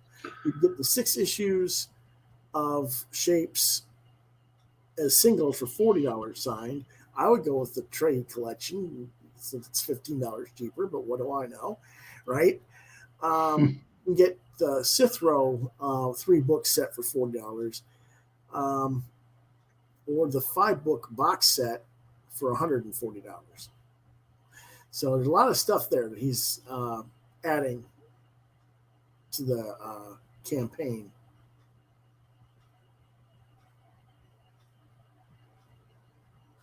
He considers it rated PG. No profanity, nudity, or gore. Well, what do you call that?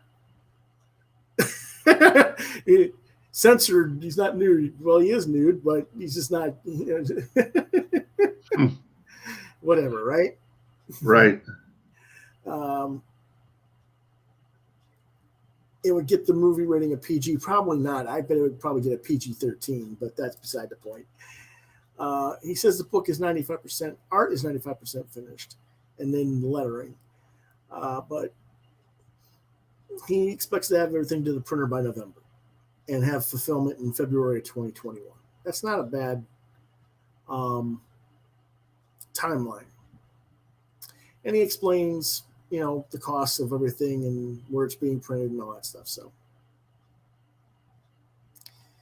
he's mentioned his shipping costs. So, you're going to pay $30, but you're going to pay $7 to $9 in addition. So, we'll see. And it gives you a little bit of a background on his history.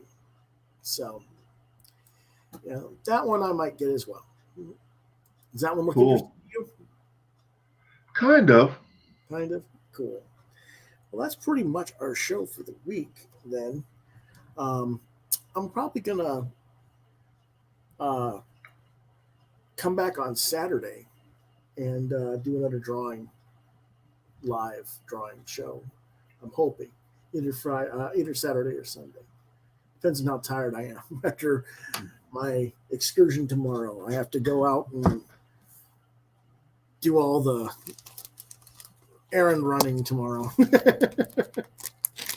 Picking up groceries and getting my dad's medicines and stuff, and that can take a long time, especially with picking up the meds, because we have to go to the hospital on base. It takes some hours. So, alrighty, man. Thanks for stopping in again this week, John. Sure.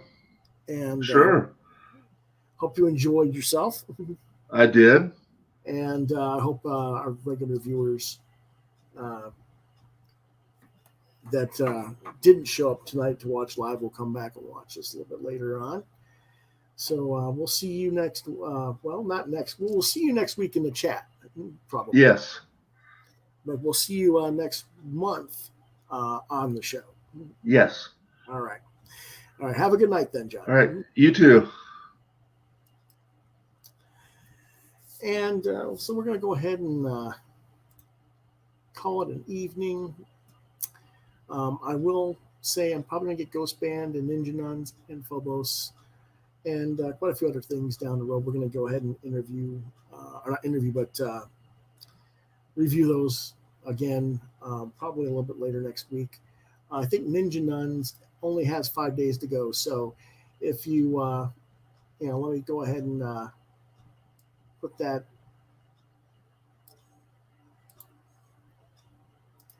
in the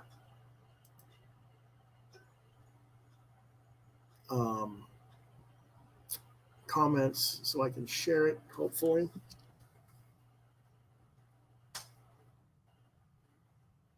And that is Kickstarter.com projects Ninja Nuns / Ninja Nuns Bad Habits Die Hard. Ghost Band, you can just look up under Ghost Band at Kickstarter. Shouldn't have a problem finding it.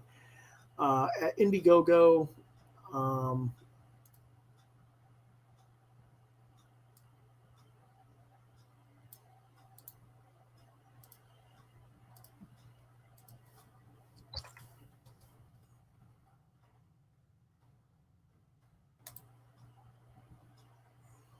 It's Indiegogo.com, Project Station, Brubaker, Phobos graphic novel.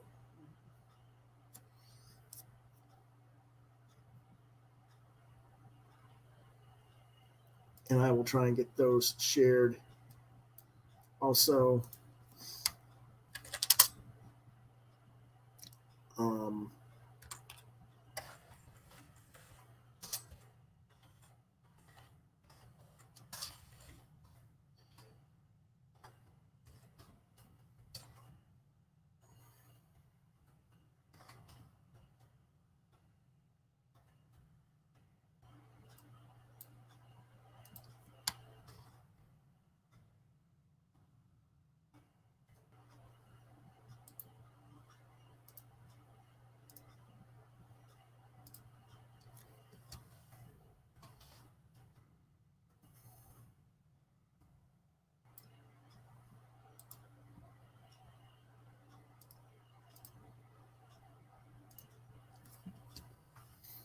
they're all going to be there in the comments on the links below the page, so you can look those up as well.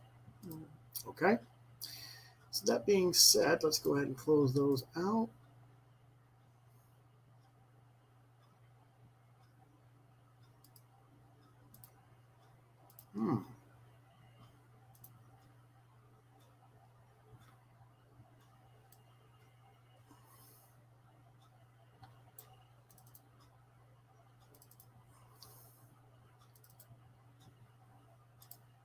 And if you want to reach me in the future, you can reach me, or anytime you can reach me at Facebook at lewis.brightraven, deviantart.com/brightraven at deviantart.com. Here on YouTube at Quoth the Raven, Lewis Brightraven, or you can email me at quoththeravenlbr72@gmail.com or lewisbrightraven at yahoo.com. The podcast normally airs on Thursdays at 9 p.m. Eastern Standard Time.